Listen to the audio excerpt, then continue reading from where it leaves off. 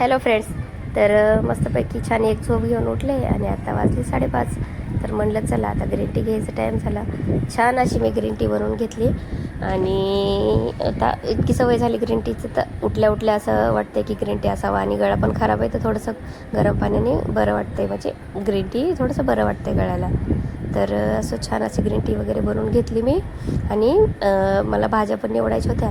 मग गॅलरीमध्ये बसली भाज्या निवडत दादू पण आला.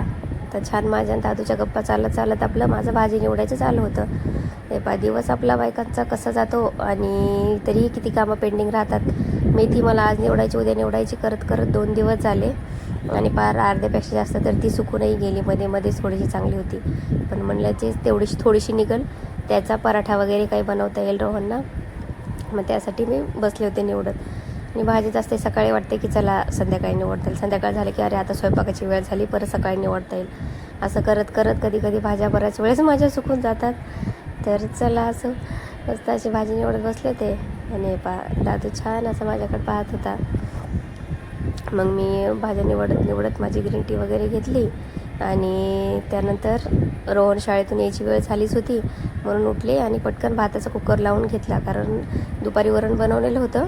मग भात बनवला आहे, ते शाळेतून आल्यावर छान असा वरण भात खाऊन घेतो.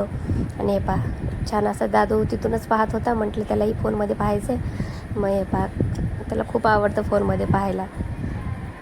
तर आणि रोहन शाळेतून आल्यानंतर जेवण करून त्याचा मूड थोडा खराब होता, कारण त्याला पाहिजे होता बॉल. मुलांना खाली जे बघल खेळायला कोणाकडे काय असेल तर तीच वस्तू माझ्या रोहनला पण पाहिजे असते. तर असो त्याचा मूड खराब होता. रात्री मी घेतला हळदीचं दूध. चला बाय, भेटूया उद्याच्या व्हिडिओमध्ये.